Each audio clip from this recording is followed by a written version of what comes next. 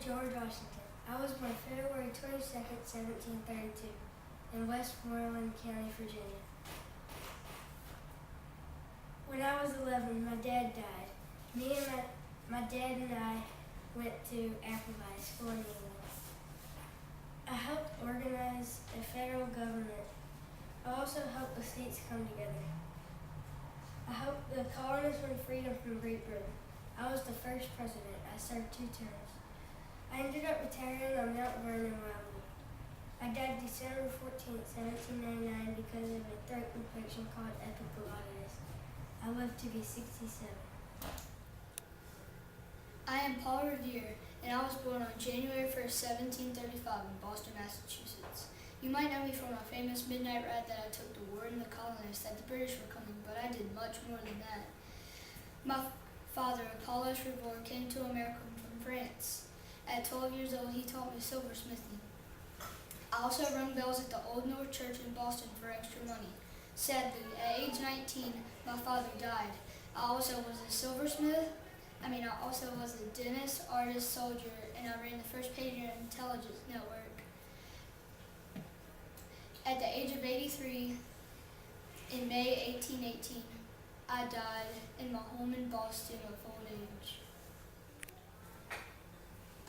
Good morning. I am King George III.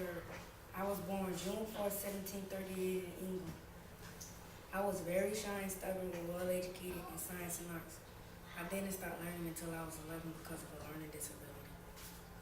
I was an unfair king to 13 colonies. I put taxes on everything that the colonists had, such as tea and sugar. I let the British soldiers into their houses, and that was called the Quartering Act. I died on January 29, 1820. Before I died, I was a mad king. I died of a disease called porphyria. It caused me to go crazy. I died in Windsor Castle at the age of 81. Good morning. My name is Abigail Adams. I was born November 11, 1744 in Weymouth, Massachusetts. When I was a child, I was often sick, but when I grew up, I was tall and slender. I received a little formal education. The school that I went to was called Dame School because only girls went there. I learned a lot from my grandmother. Later, I educated myself in science. When I was a full adult, I had to raise my children and look after the family farm on my own. I also worked hard for women's rights. I was not in the American Revolution, but I wrote letters to my husband, John Adams. I stayed in Philadelphia, Pennsylvania during the Continental Congress. The letters that I wrote were the first-hand account of the Revolutionary War home front. I died October 28, 1818, in a fever called typhoid fever. To honor and remember me, a statue was built in Quincy, Massachusetts. Good morning. My name is Mercy Otis Warren. I was born September 14, 1728, in West Barnstable, Massachusetts. I did not receive any formal education as a child, but I would sit in on my brother's lessons and sometimes go browsing around in my uncle's library. I accomplished many things unknown to women's rights at my time. I was the first person to write a historical book about the American Revolution. I inspired the people that fought in the war and influenced our founding fathers. I got married in 1754 with James Warren and had 5 great sons. Abigail Adams was my best friend, and we worked together for women's rights. I died of old age at the age of 86. I died on October 19, 1811. A statue stands in front of the Barnstable County Courthouse to honor me.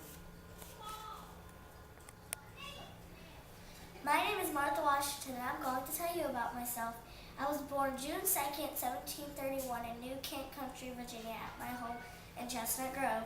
I grew up learning at home from my parents and from tutors. Now I will tell you some accomplishments in my lifetime. I married George Washington and later became the First Lady. I also have 4 children. In 1886 and 1891, my parents was used on U.S. paper currency. I supported George Washington during the American Revolution and when he became president. I am Benjamin Franklin. I was born on January 17, 1706, and I was born in Boston, Massachusetts. I went to the Boston Latin School and went there for 2 years.